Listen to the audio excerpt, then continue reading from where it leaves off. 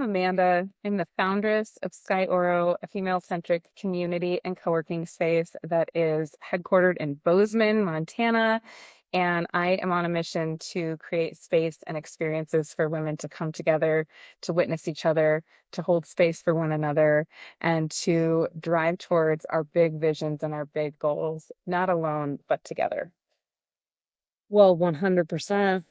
I feel that here for sure being a member. And I'm so glad you created what you did because it's so needed. I know every woman here is also so grateful. So thank you for doing what you do. And thank you for sharing your story today. Yeah, it's just the honor of my whole entire life to be here doing this. So Heck yeah. thanks for having me. Well, we got a lot to talk about in the way of business, growth, the messy middle, all the things. So let's get into it. All right. I am just so excited that we're doing this. Yeah. Sky Oro has been, I feel like my safe haven, my creative space, my community since I landed in Bozeman and I spent a year here not having it. And so it feels so good to be sitting down with you and just celebrating this selfishly. Well, it's actually like kind of perfect timing because we are just in year six. And so always at the beginning in May, I'm always celebrating, okay, another year. We're here. We're still here. And it's always a time of renewed excitement for me about what gets to come. And I just finished up this Goldman Sachs program where I was digging deep into the vision and to the mission and to the opportunity and how I'm going to actually execute on it. And it was like I got to breathe life and speak life into these ideas that have been swirling around in my head for like 4 years. So I don't even think I've fully integrated all of that. And a lot of it's going to come out in this conversation. Ooh, great. So that's why I said I don't know what's about to come out of my mouth. That's what I think every day I get on a meeting or do a podcast or something anyways, but Yeah. well, cool. Yeah, what a great celebration. Yeah. So, okay, so I've mostly been coming into Sky Oro as a co-working member, like loving spending my time here, kind of part-time during the week, in and out. But also the other awesome thing has been the events. Yeah. And you guys just do such a cool job of having so many different practitioners, experts, women who are launching something new and just want to have a safe space to test it and, learn how to speak about what they're doing. And that's just so cool to have that balance and have it not just be a place that you have to come and have everything perfect before you show up. Yeah.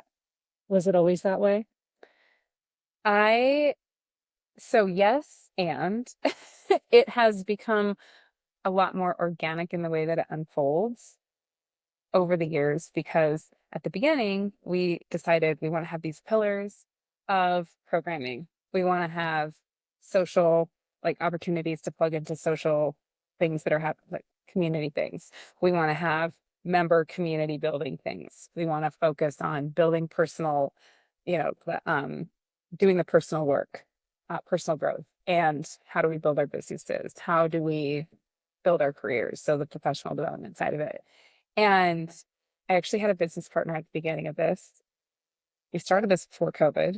There's a lot more that was going on. And then it became just me and COVID. And I was a mom of two. And it has beautifully been so organic in its growth and development because that's what was required of it when I was also building it as a new mom, and like through a pandemic and through a partnership split. So I say all that to say there was a lot of structure at the beginning and then it fell out of structure. And what I have recognized over the years is that the value of Sky Oro is not me as the person who's driving it. It's in every single woman who shows up and in what she brings to the table. And what better way, what more powerful way could you possibly amplify them than like letting the content be driven by them? So it sometimes feels a little like, I don't know what's going to come next. And it's always so incredible because women like you are like, hey, I see this as an opportunity. I want to put myself out there.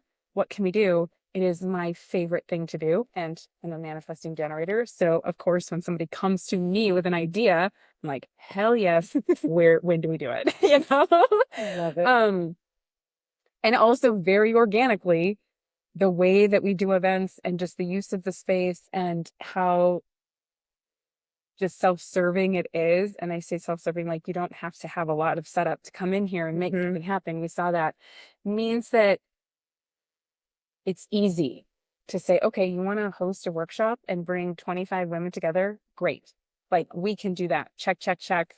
It's going to be super simple. So it means that the logistics are taken care of for the woman who's like, I don't even know how I'll set it up.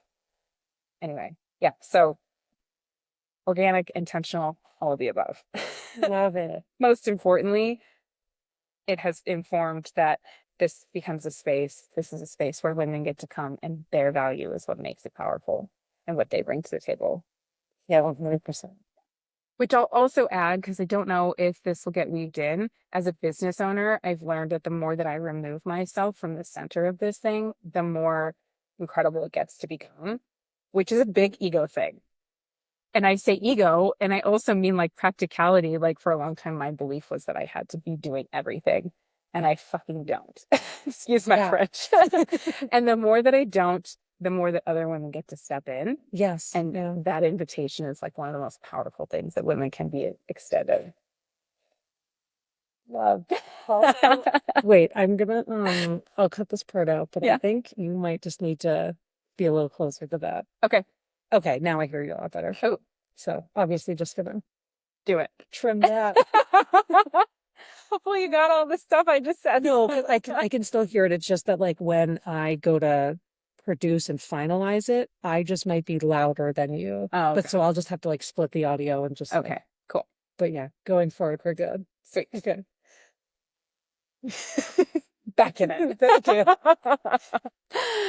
Well, and it was so fun when I did my workshop here, the brand storytelling workshop. You were just like, what do you need? We have this, we have that, what do you need? And just, it's honestly so perfectly set up for such an intimate, communal, supportive event like that, where you just, you come in and you had so many different women of all these different industries and two communities coming together. Yeah. With Girl Get After It here in Bozeman. Yeah. And the Sky Oro community. So that was also just so special to see the two groups using the space. Yeah. Which is also the power of it, right? Yeah. Like other people bring so much, the women who show up bring so much to the table. Like it just requires space that's inviting them. Yes. Yeah. The power of a space that's been thoughtfully curated for exactly the person it's meant to serve cannot be understated. No. Like I imagine this, like looking around at the art and the lighting, everything's layered and there's cozy blankets, which are so nice to pull out when you, maybe don't dress for the weather or something. Because we're in Montana. Yeah. I don't usually do a good read on it, but to come in and have things like that you have at home. Yeah. Like that is so freaking special. Yeah. So I'm wondering, not looking around and seeing a lot of places like this, and I was here for a year when I moved from Wyoming, and there was an incredible coffee shop. I don't know if I told you this, but there's a great coffee shop in Cody, Wyoming called CD's Cafe. And it's just a wonderful place of like artists and creative types and people who are bringing new ideas into the world. And you walk in and just, you feel so held. And everyone knows your name. Everything in there is artful and wonderful. And when I moved here, I was looking for that CDs. I was like, what is my replacement? And I spent almost a whole year looking for it until I just found this. Because I didn't think I needed a co-working space or a big community space at the time. I just wasn't aware to it for some goofy reason until it dawned on me. And I was like, how has this been in front of me? Like, this is my place. So when you think about when you guys were bringing this into the world, what did you see that was missing in Bozeman? And it was time for you gals to do this. Such a good question. The origin story of Sky Oro is like just, it might make me emotional. So I actually lived in Helena, Montana, like 98 miles away. And I had the idea, not even really the full vision, just the idea of creating a physical space that I could plug into there, because my professional setup had me working partly from home, partly with a client. The client's setting was less than inspiring. Mm. And I was fresh-ish out of grad school. So I was used to being surrounded by people that could push me, that I could go like, hey, tap, I don't really know how to work through this. They're gonna feed me full of something that's way above my head and I get to figure my way through it, right? And I wasn't having that. At the same time, I love Bozeman. My roots are here. I pretty much grew up in this town. And the person I was dating, I wanted to come back and be here. And for whatever reason, I have had thousands of entrepreneurial ideas. This one just kind of like took hold. Mm. And my desire at that time was, and my thought was create a space that would be like a co-working space, because Montana 2017 or 18 is when this was, didn't really have that. Not in Helena. I didn't know that I didn't see it existing in Bozeman. Anyway, so I started reaching out and having conversations, word vomiting my idea all over people. And through those conversations, I was connected to a woman who had the same idea. I didn't go too much into this, but we had the same inspiration, which was The Wing, a women-centric space that was founded on the East Coast in New York City. And they were making a splash in the world at that time of being like this female-centric space. But they had a lot of VC funding, and I was just in awe of the CEO. I could totally relate to her. I looked at her, I was like, she's young, she's professional, she's going for it. I want to do that. And supporting women, hell yes. So when I came to Bozeman, because I wanted to land here, looking at what would it look like to do this, I was connected to Christina. Christina was my co-founder, and Christina actually had already chosen the name of Sky Oro. She had already been bringing women together, and her need that she was wanting to meet, was that she lived in Big Sky, and Big Sky is just a small, small town. Like, you hang out with your coworkers and your family, and that's about it. And you don't have access to different perspectives. So she was kind of seeking the same thing, but in a different light, right? She wasn't like needing to solve problems at work. She's like, I want my life to be more than just my coworker. And so she was collaborating with women who owned businesses, like brick and mortar businesses, the gals at the RSVP, Blend Wine Bar downtown Bozeman, no longer there, but it was there and it was women owned. And she was bringing events to life and women, and having conversations with women, asking if they'd be interested in having a space where women could come together and connect that was designed for women. And by and large, they were like, yeah, I'd be down. Keep me on your email list. And so those were the two things, the two needs that we both had. And when we connected, I was like, I don't even know what to do to start. She had this idea. She'd been moving forward, and we were able to just come together and recognize, like, hey, why don't we try this together? And it could take 20 more minutes to go more into that, but I won't. But anyway, yeah. So for me, I was like, my brain feels like it's shrinking, and I don't like that. I'm a learner. I love to be just constantly challenged. And she was like, man, my community feels so insular that I just don't, like, I'm kind of going crazy. I need to be able to think bigger, more broadly. So similar and not the same at all. And, for both of us. Mm-hmm. Man, that's so cool that, yeah, you guys came together to build this. And Yeah. what was your background like? Like, all the entrepreneurial ideas. Had you run with one before? Was this the first time? So my background, my schooling, all in the public health realm. So you look at what I did in school and you fast forward to now, and I truly believe that the work that I'm doing is one of the most powerful forms of public health that you could ever encounter. And it's so unconventional, but we heal relationally. And as humans, we are living in a world where, like, I don't know about you, but every other conversation that I have is, I ask somebody how they are doing, and it's like, I don't know that I'm okay right now, and we're all just navigating through such intense stuff on every level. And we somehow have become conditioned that we are doing it by ourselves, that it's not okay to reach out, that it's not okay to say, I'm not okay. and if there's not much that's more detrimental to our emotional and our physical health than that. And so having this space is so wonderfully in alignment with my background in public health. However, if we go back to the work that I was doing, I was working for a health informatics company and like building immunization registries as we went into COVID, which was very interesting. And so I was working at the intersection of the health department at the state level and the electronic health record like agents that sold EHR records to health centers like community health partners or hospitals. And then I was working with the nurses at the hospitals because we had to figure out how to um, tr- transmit electronic health information, so immunizations from when somebody goes into the health department to get immunized, the nurse puts it into the EHR and then it has to come to the health department. So those are three very different business use cases, very different needs that they're wanting to meet, but all of them have to be able to inform the state level electronic health record with valid data. And I was like at the center and like trying to help all of those parties communicate. And it was like pulling my eyelashes out. I mean, it was a big problem to solve and it was really exciting and it was like cutting edge stuff. And this was back in the day of like when the Affordable Care Act was first introduced, which was like the public health's heyday. And so that was my background coming into this. And before I had also, served tables. So I have a strong service industry background. And you asked about all of my entrepreneurial ideas. I think I probably had like 6 different run-ins with multi-level marketing companies. Every single one of them I gave all of my money to and like really, really wanted to do it. But there was just something that like I couldn't get the momentum going. And I was always really down on myself, like, "Ugh, I don't know what I'm doing." And then I would fall back to, bartending or working in a casino or waiting tables or whatever.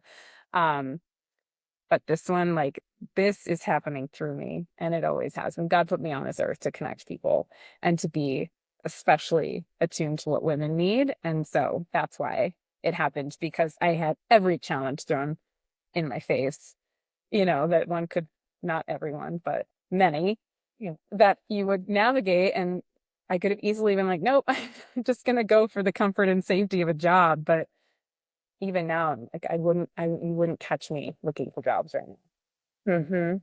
Yeah, it seems you're so aligned with your purpose. Yes. Just absolutely living it out. Yeah. Does does it feel right to say that maybe service has been that underlying thing this whole time? Yes. I mean, because it's all such different things of like public health and all those logistics and connections, and then, maybe, yeah, looking for other ways to have purpose through those other endeavors you explored. And now here it just feels like Sky Oro is truly good service to the women who call this place home. So service is my love language. Good to know. Receiving or giving, both?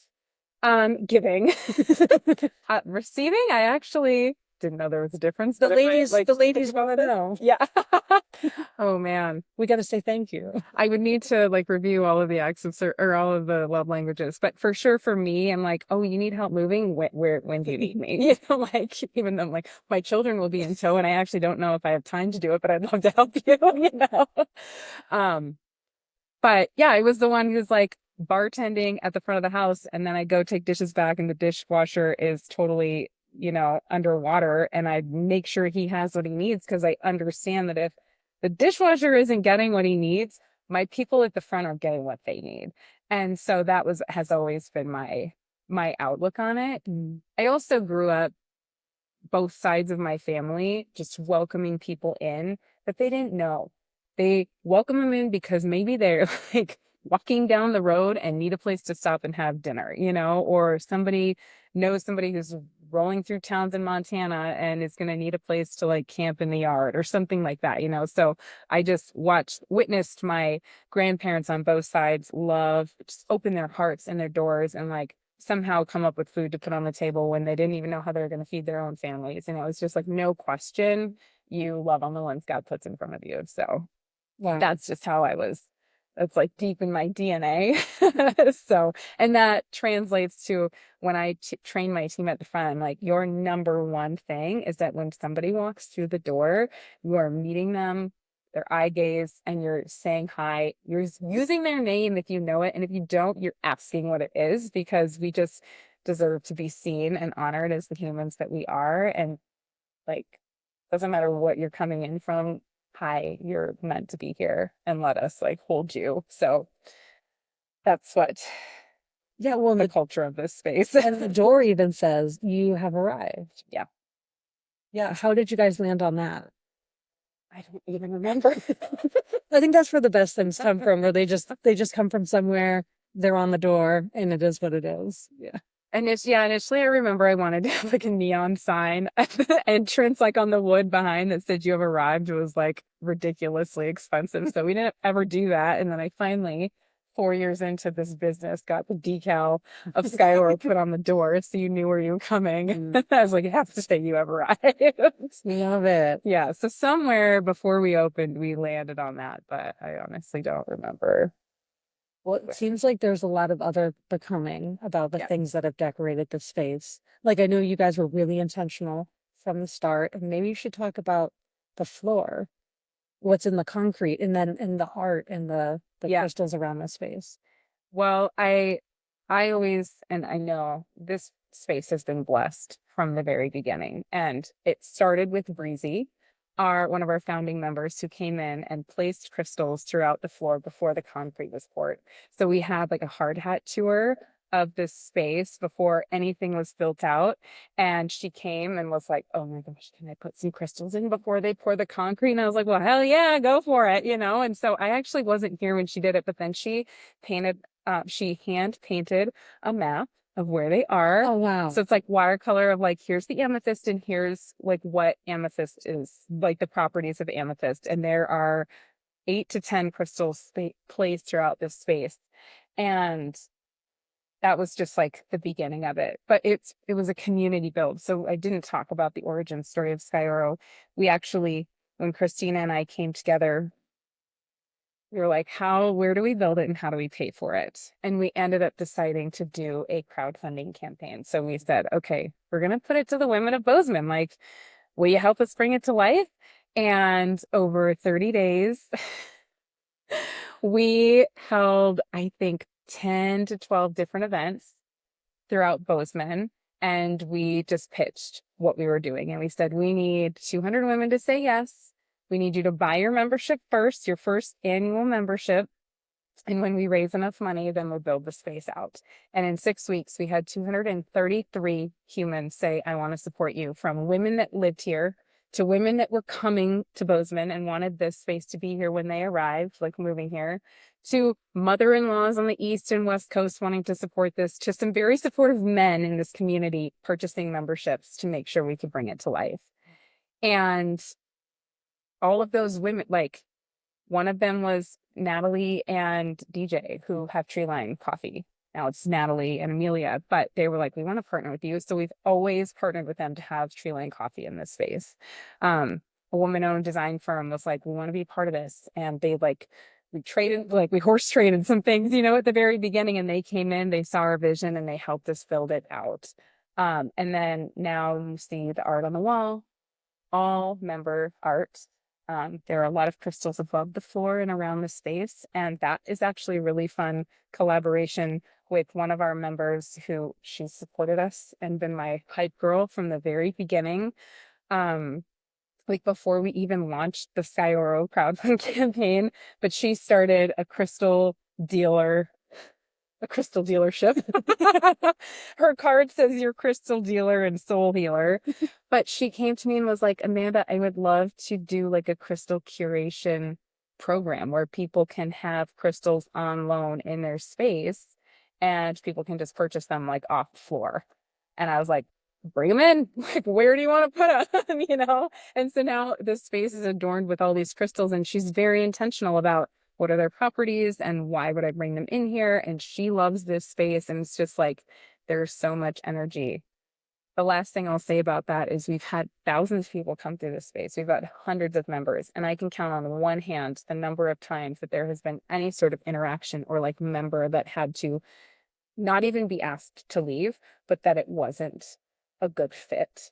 And they kind of let themselves out, see themselves to the door. And that is just because of like the energy of this space. Like, I honestly can't believe that I haven't had to deal with more headbutting, um, gnarly, not gnarly, but just, ornery personalities, because it attracts the people who want to give back and to believe in our core values, which are to give generously and to start with curiosity versus judgment, and to be the light that is either sharing perspective or receiving new perspective. And so it's just been blessed in so many ways, like from every direction. Yeah. Do you think there's anything people still don't know about what you do here? We do here? Oh my gosh. Well, yes, I think most people still have the understanding or belief. I think that there are a couple of core beliefs that I have work to do in reshaping the narrative. Like when they haven't been exposed to the space, or somebody who's had an experience, when they just hear about it, they think it's just a co-working space, or they automatically think that they have to be a business owner in order to be here. And then I think another unspoken one is that, and it kind of goes back to what I was saying before, like we have as a society shaped this narrative that we have to do it all by ourselves.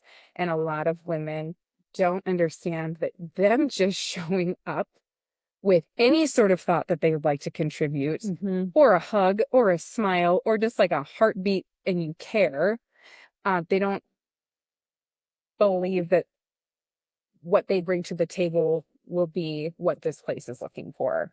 And I think that that one's a lot more unspoken, but I get a lot of people who are like, oh, I just thought it was a co-working space, like I don't really need a space. And then they're introduced to what happens when you're here, which is like, it's some so intangible, right? Like you walk in and you just feel something and you're reminded of like, oh, I am not in this alone. And you can read that copy on a website all day long. You sure can. You have to feel it. Yeah. So I think that those are the main things that I get to get really curious about. Okay, how do I tell this story in a way that women recognize, okay, I'm craving something, I'm feeling isolated, I'm feeling whatever, that all I need to know is that that's how I'm feeling, and that there is a way out of that. And that there are spaces like this that exist. Because Sky Oro is not the only one. I'm part of a collaboration or a partnership of women-owned and operated spaces that's actually international at this point. And there are women-owned and operated spaces to degrees of intentionality, right, around the world that are wanting to create the space for women. Some of them are doing a really, really good job of it. Others I don't know as much about, but I know that they exist. Was there ever any talk about just doing something digitally? Ah, Right? Like, did you guys hit a wall at some point, or like think this would be too big, especially in Bozeman, right? Where like the cost of living is so high, the cost of everything's so high. And sometimes I feel like people think, oh, it'd just be easier, or we could reach more people, even like we could expand our impact if it was digital. But there's something obviously so important about place and being able to come somewhere. you stole my saying earlier. You used it. We're going to both use it perfectly spot on. It's mine. It The power of being in a room next to somebody cannot be understated. Like you just don't get that anywhere. There's no way. And we heal relationally. And anytime, so we were 4.5 months old when COVID hit, and we had $250,000 of people's money and a space that nobody could come into. And about $200,000 of that money was in the space. And I was like, I literally could only sell the insides of this place for $50,000 right now. Like, I can't give this money back. And I I was like, what do we do? Everything is going virtual. Why don't I just try something virtual? And it got us where it needed to get us. But I was in this space every single day. I was in here making sure that there was a heartbeat in here. I was in here with Farley, my dog. I was in here with Jones, my son. And a lot of times it was just us. And there was a business across the street or across the hall that was moving in, and they just like continued on with everything during COVID. And I'd just like sit there and wave at them. like just me. And eventually a man named Tim came and joined me for the summer. But that was the only time that I was like, we could have a virtual membership.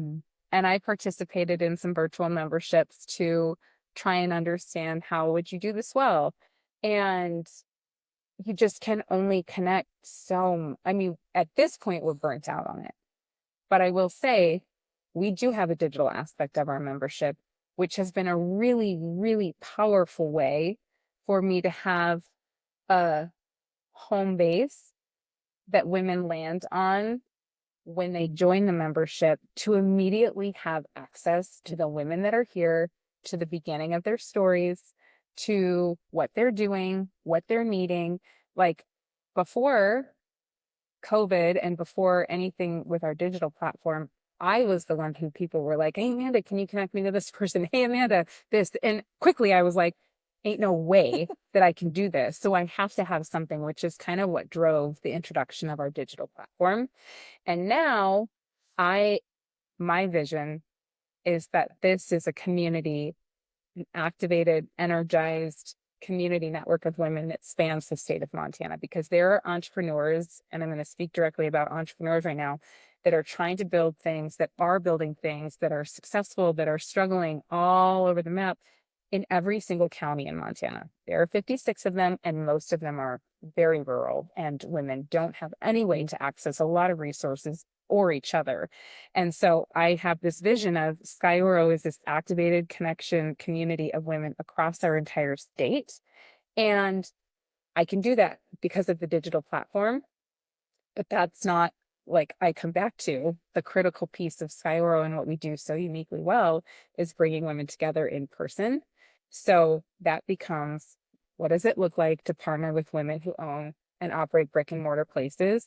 And they are our like anchor. And then there are women in that community, and we are making it happen that they get to come together at least monthly in person. And then they have this space to access. And then when the right woman comes along who wants to build a space in any other part of Montana, I know how to do it. I know how to crowdfund. I know I've built the systems. I can hand them off. I can help encourage and empower those women in that community to build something physical that becomes a ripple effect in their communities. And I don't believe that I'm the right person to go build it in Missoula or Helena, or unless I were to like move to one of those towns, right? But it's got to come from that community up. So while there will always be a really powerful digital aspect of Sky Oro, and it's going to allow me to, yes, have more impact, it's never going to be the sole leg that we stand on, because the in-person part is like unmatched in the power of it and the things that become unlocked and accountability and all of that. Yeah. I mean, thank goodness. Yeah. But I will say it is a kick-ass digital platform. And there are great things coming. So stay tuned. Yeah. I mean, I couldn't believe when I signed up because I was in a like budget was tight Yeah. earlier this year. And I remember right before you and I got on the phone of me being like asking all these questions about the membership inclusions and do I do the cheaper one or the all-in one? Just based on what I needed. Like I was really looking at the inclusions and basing things back and forth. And then when I went all in and then found the digital platform, I was like, how is this not listed? Because this is like a 10 out of 10 thing. Well, it's incredible because it's even just the way you phrased it. Like, other online platforms will be like, maybe just say like opportunities. But you guys, it sounds like such a small thing, but even in the words you've used on the platform of like, I'm looking for, Yeah. really meet us where we're at. And it's so active. Yeah. And I love that people are using it for housing or like female doctor, recommendations and different things. Like it's used for everything. And there's just so much goodness online that is just a nice extension, I feel like, of the in-person space to maybe remind us to come in Yeah. if we get too busy or, the times where we can't.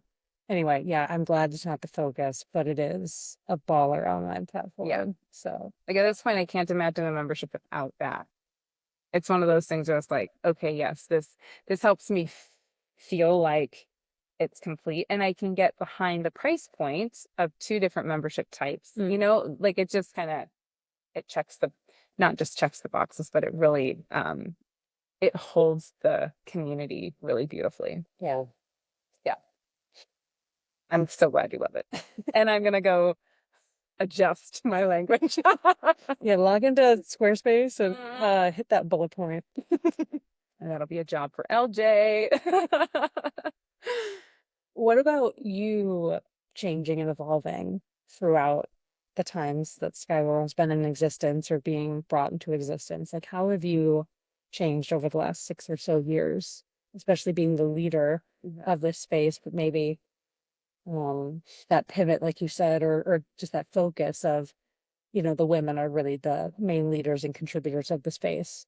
But still, you've been pushing it along with your support system. Yeah. I mean, I look at pictures. There's a picture that I have of me standing in front of, it's like, I think I was leaving the hard hat tour and have Jones. He's like 5 months old, maybe not even 5 months old, probably like 3 months old. And we're both like, I have really short hair.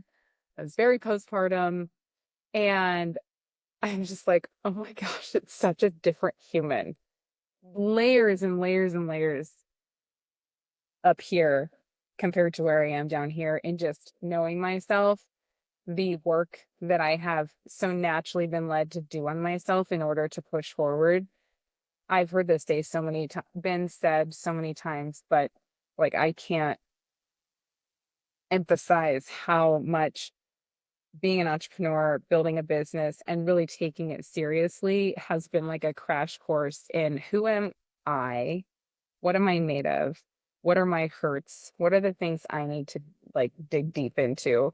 So I think there are a couple things. I mentioned my ego. I've learned that I have to check myself. Like, okay, am I responding to this because like any type of feedback I get, right? So much feedback coming at me from every single direction. And I think the biggest point of growth I had is that any type of feedback, it's not about me as a human or that I'm doing it wrong or that I'm not enough, which that one still loves to rear its ugly head. Like, but for me, it comes up like, I'm not offering enough. We don't have enough events. Like, I'm still looking at and that's partly emotional because I'm looking at what are my membership numbers? What is retention? Are people staying? Are people going? And then that, like, well, am I doing enough? And I start to question the offering and all of that. But I'm able to, way before I go down any sort of rabbit hole, put a kind of a stop, like, okay, wait. Let's just hold up a minute. Like, look at what is happening. And some of that redirection comes from conversations that I have with members. So it's still a very real thing that I feel like I'm up against every single day. And so a lot of growth has come in like, I don't go down that track very far for very long. Used to be like months and months and months, or weeks or whatever. Um, let's see. The other thing that I have noticed that has really been a point of growth is that when it gets really hard, I said this earlier, you won't catch me looking for another job. Sometimes I'm really freaking stubborn and I learn the insane, drive myself insane, and I keep making the same mistake over and over and over again until finally I'm like, wait a minute, okay, like maybe tweak this thing so that I don't keep making the same mistake over and over again. But I'm not looking for a way out. I'm like, I'm here, I'm doing this. And part of it is like, this is the work I'm here to do while I'm on this earth.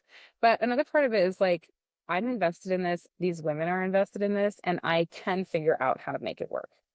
Right. Even if like one that feels really, really like raw for me right now is like cash flow, understanding how to manage cash flow. Yes. And we can talk about this if you want to, because I think this is really like hot point. Yeah. I have 2 kids. They're expensive. Every penny that comes to my personal bank account from this business goes to my children or like paying my bills or the debt that I've incurred from building this business, and every other penny goes back into this business. And I'm just like, I don't know if this is resilience or what, but I'm like, I'm just gonna figure out how to make it work. And so not at like some months it's very, very tight. And some months I'm like, I come out of it, I'm like, I don't even know how I did that, you know? And then other months I'm like, awesome. We just, generated almost $20,000 in this month and that feels really good. But the point that I'm trying to make is when I started this business, Christina looked at me and was like, you need to figure out how to get comfortable with the financials of this thing. And that I was like, I know, like, but how, And so that's just been something I even still like. I just built out in this Goldman Sachs program a 5-year financial forecast, and I think it's probably like 75% to where I'd like it to be in terms of completeness and fully understanding it. But like, I've had to choose to show up every single day and remove the emotions of the business money and my personal money from the work so that I can keep doing it instead of being like, I refuse, I don't want to look at my bank account because I don't know what it's going to look like. And some days I still have that, but it's again the shorter time frame of like, oh, but actually, man, you need to like look at it so you can figure it out. And that used to just rock me. Like I remember the finances of it. I would obsess, like I would just get stuck into like, I don't know how this is going to work to the point that I like couldn't even move. And now I don't get that frozen response. So, but that one's also a work in progress.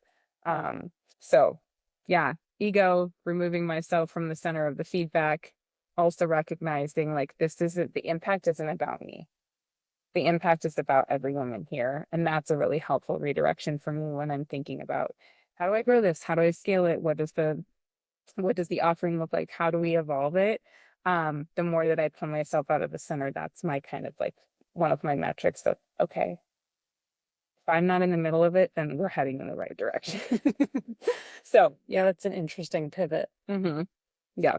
My sleepless nights are definitely getting less and less over time too. Of the nights I'm laying wide awake, yeah, I'm wondering about why do I even run this? If I feel like sometimes in the past, like I'm just creating a job that doesn't pay me money, Yeah. just so I can do something I love for people. Yeah. And that's a difficult place to be when, you're single in your early 30s and whatnot. Yeah. Single as in unmarried. Yeah.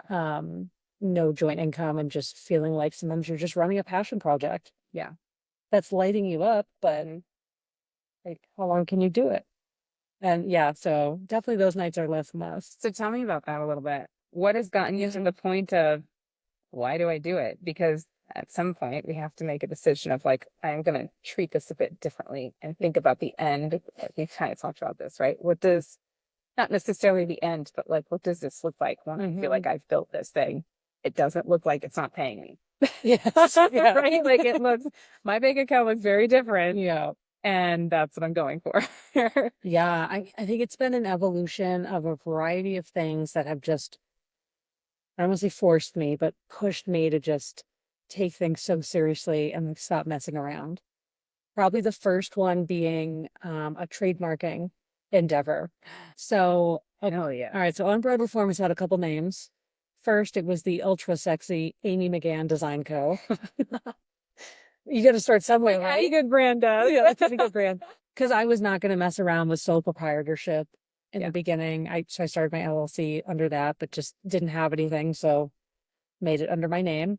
And then the Untamed Creative came along, but it feels so cliche to me now to say, but it felt like the truest thing I'd known at the time. I was like, oh, it's me.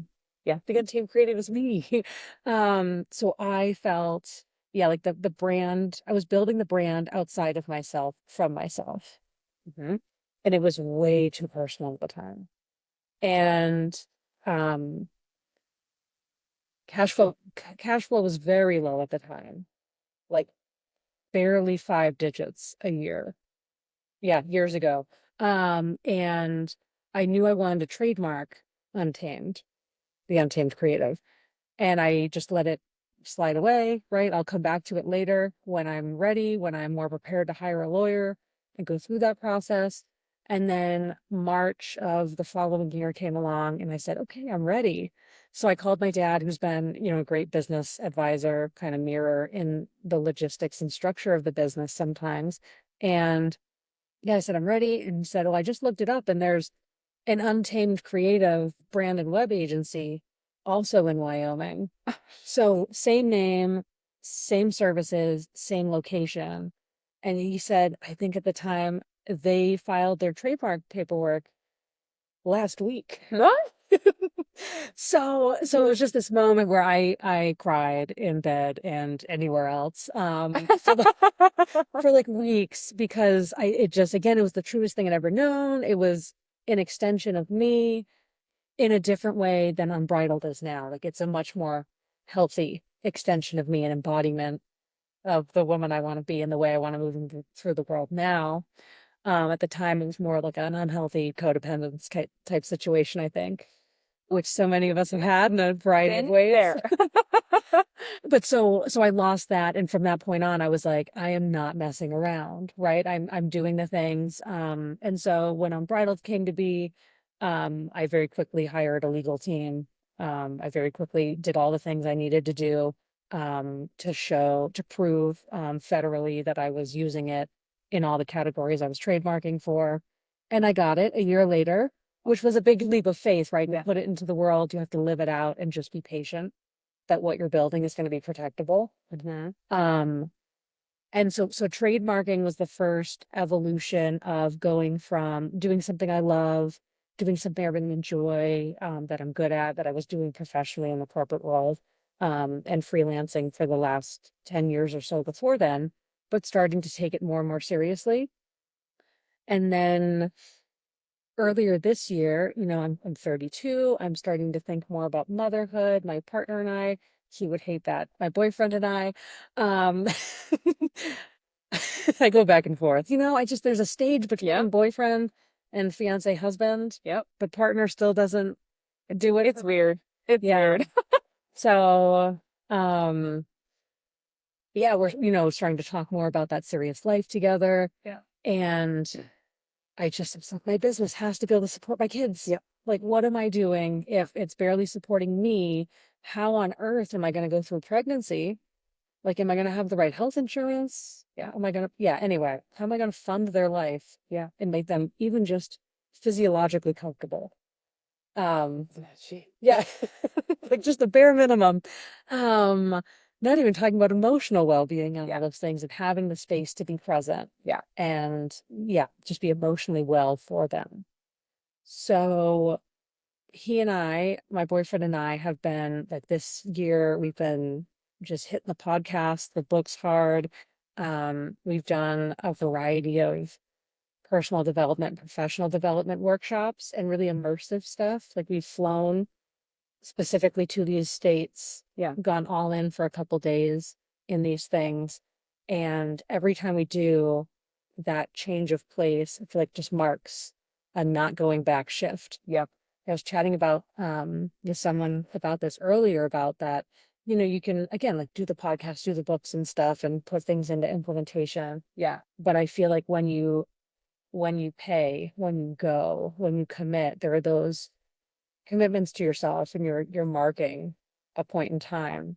So those things have also really contributed to the growth I'm seeing now. And I'm almost embarrassed to admit that one of them has been an Alex Hormozy workshop because he is just very bro business in a tank top and gym shorts. Oh, he's like that in person too.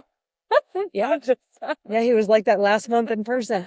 So it's just very right. It's say off brand for me. I don't see myself a lot in their very corporate, very rigid. Their brand is just a lot more distanced and corporate, and he's his own thing. Yeah. Himself.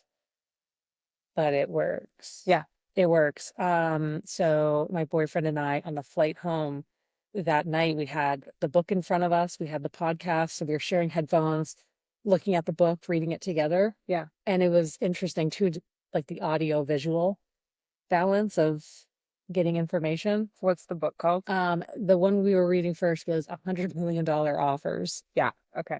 Yeah. So worth the read? Oh, yeah. Yeah. 100%. And I'll listen or read. Oh, both. Both? Yeah. At the same time? 100% both. Yeah. Because it's free on Spotify. Oh, okay. And you could get it on Kindle, I think, for like just like a buck or something Yeah. if you wanted. But yeah, definitely listen and read. And I'll do $100 million leads next, which is Okay. a little bit more of a robust, thicker book about right getting eyes in your business, Yeah. qualified people that you can reach out to. But really, though the title seems a little intense, um, thinking about reading a book called $100 Million Offers when I'm a solo entrepreneur doing, creative design work for folks, it has totally both supported, pushed forward, and reimagined the way I think about service to people and what I can offer them. And not for the money that they'll give me, but truly like, how can I design Unbridled, which has been known for an intimate, supportive, very in it with you experience, long after projects too. How can I take that 100 levels deeper? Yeah. Or higher, Mhm. and just go to an unreasonable level of support, Yeah. and care for my people. And so I'm really excited about that. Yeah. And then the last book that's really pushing things forward is Profit First. Ah, so good. Yeah, so many good shifts there. And just the idea, right, that instead of, revenue minus expenses, and then you take what's left over, maybe to taxes and everything, that idea of paying yourself and your business first to support you through the seasons, and designing lean expenses from there to support what you need to do. And, I'm really just in the beginning of it, but that's what I've gleaned as, the main idea. And I love that it's designed around, humans are not super logical. And you can say, oh, yeah, just be disciplined and just do this and know what you have. But if you don't break things out in front of you, so you see this bucket is for this, Yeah. this bucket is for this, and you're putting first things first, then that's when things slide. Yep. So, It's so good. That book, Profit First, changed a lot of things for me. Foundationally, it was probably the beginning of the shift for me, going from like, oh, I have a really, really unhealthy relationship with what my bank account looks like and how I'm making decisions, to like, oh, I actually have a way to think about how to make these decisions. And it's not from a place of emotion. It's from like there's a method here and I'm following it. And that's just the thing I'm doing. And it's not automated because you have to physically manually go in and do it. But it's like, I'm doing this first and then I get to make the decisions. So that was for sure one of my first, one of the things that got me going in a different direction with my relationship to money. Man, yeah, there's so much there, but I love that. And now I want to go read those books or listen to them because, yep.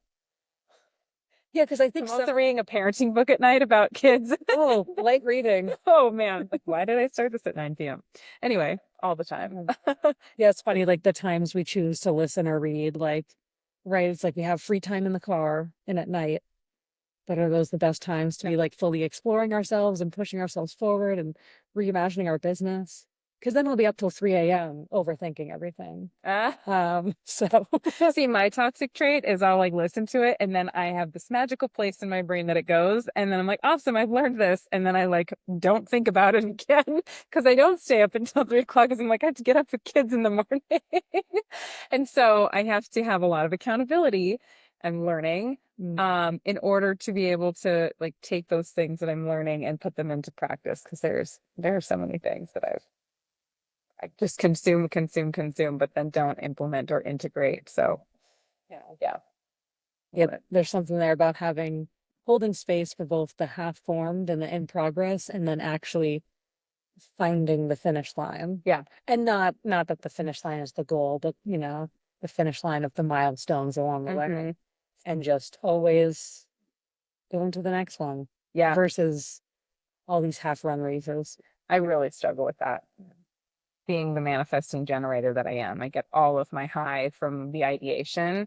And now my work is also finding the team to support me that I can pass it off to, and not doing it in a haphazard way, but being intentional and thinking about my business seriously enough that I have the process and the procedure and I know what it looks like, that I can hand it off instead of like 90% passing it off, but I still have 10%, but nobody really knows what that 10% is that I'm supposed to be doing. So I'm just trying to do it all still while being angry that I've like not fully delegated it.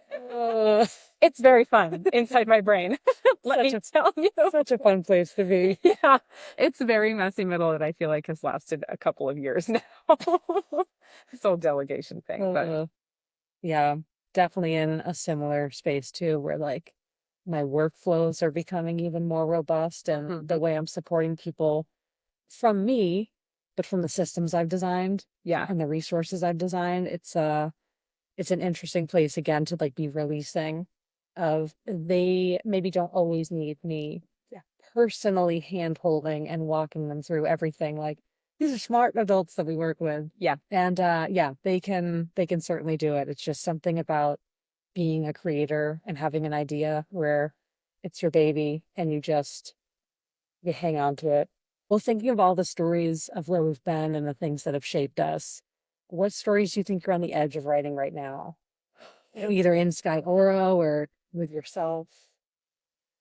There are definitely a couple. I'll say it here because I think it's really important. Like my personal life has been one I've been on quite the roller coaster, in my personal life, and I've shared this with some members and some people that I'm close to, but I've been on like the edge of making a very big change that honestly scares the living hell out of me. And I found myself kind of like still questioning whether or not I can make it happen. And I look at everything that I am capable of making happen, and it they don't align.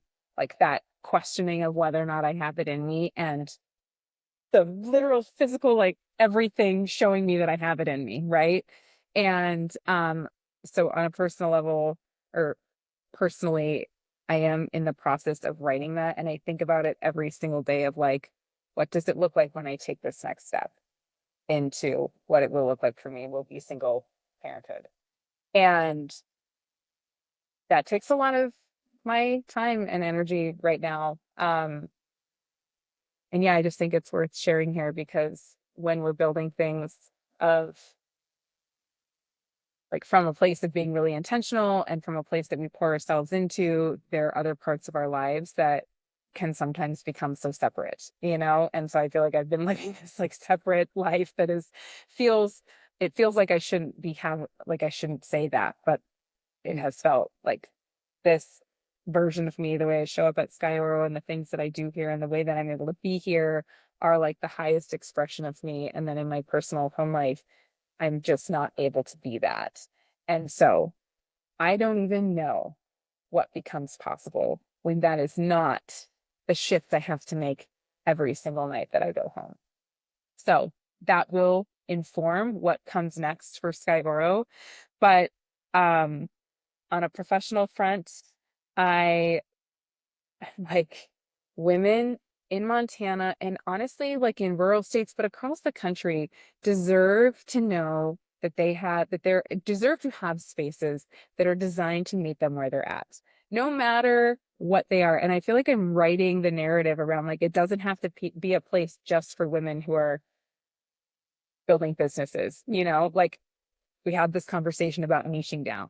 Yeah. I have a lot of aversion to niching down to just being a community for women and like our businesses that we're building because we're so much more than the things that we're building. Yep. You know, like we do need the gynecologist recommendation. We do need somebody to come fix our furnace. You know, we do need care. We do need like for our children, we do need all of these things that are such big parts of our lives. Um, and so I think that Sky Oro is on the forefront of creating just a model that women can create in their own space, in their own communities, right? Because I don't pretend to think that I'm going to go build this or franchise it, honestly. It's not a franchise thing. It's like a thing that will live and breathe and be built up from the ground. But I get to be part of the story of each of those and support the woman who is brave enough to build it, you know? So that is really exciting. And in fact, I got an email yesterday from a woman who had reached out. She's part of the um, fund. I don't know. She manages the funds that own the Cannery District flats, which is like the place where people live in the Cannery District here in Bozeman. anyway, she was like, I would love to do some sort of collaboration between the Cannery Flats and Sky Oro. And so I responded to her and she was like, well, consider this your invitation to take this nationwide, as if you needed one.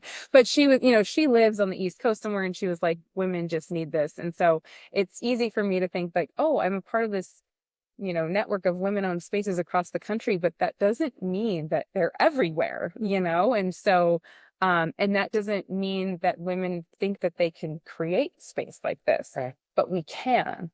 We just need somebody to believe in us. And that's one of the most powerful things I found at Sky Oro is when women walk in these doors, they take a look around, they have some glimpse of women who are doing things here, they feel the energy, they see the conversations, they, however they're viewing it, something sparks where they're like, oh, I actually have this idea. The conversation I just had with Katie, who was in here looking at the space while you were getting all set up, she was like, I really want to pour into my side hustle. A woman who's wanting to pour into her side hustle and becomes plugged into a place where women are pouring into their side hustle that became their whole thing, that is life-changing, game-changing. And to have a place where somebody's like, oh, I'm curious about what you're doing and I want to support you in that, that is not a generic experience, right? Like that is a very unique and special thing. And so that's what I believe every woman deserves to have access to. And so at whatever level I'm able to drive this forward and find the women who want to be part of that, that's what I'm on the brink of. Heck So yeah. yeah. Well, thank you for believing in us. We believe in you too. Yes. Thank you for believing in me because my gosh. I'm like, I'll say this too. Over the past 6 years, I have leaned in and fully utilized this community in so many ways. I don't know where I would be emotionally, mentally if I didn't have Sky Oro. Like after having 2 kids, postpartum is real. An unhealthy, unhappy home life is so like real, the detriment that it has. And so I'm honestly like, I don't know where I would be if I didn't have this place to just have it be my solace, like the place that I can go and like oftentimes I walk through those doors crying. And like I'm just met with like, you don't have to just break down behind closed doors. Yeah. You can have a place where somebody is not going to think you're a total shit show, because you're crying or having a hard time. And even I still come up against like, oh, I need to show up in this certain way. And then I'm reminded like, actually, sometimes things just have to be burnt down or like from the disaster comes the masterpiece. Yeah. Yeah. I mean, like literally the phoenix rising from the ashes, I'm like, oh yeah, the whole thing where it became ashes, like that's a disaster, right? Yeah, let's so not forget about that. but it had to be that sometimes before it can be something else. So yeah. Anyway, thank you for holding space for me too. Yeah, thank you for sharing your story. What an honor and such a great, great invitation. Thank you, Amy. Cool. We did it. We'll cut it there, maybe before the cool, but No, keep it. The Stories That Form Us is a production of Unbridled Form, a brand strategy and design studio devoted to helping entrepreneurs and creatives tell the story that only they can tell. Through story-led branding, artistic design, and websites that feel like coming home, we help you uncover what's already true and build from there. To learn more, visit unbridledform.com and follow along at Unbridled Form. Thanks for being here. I'll see you next time.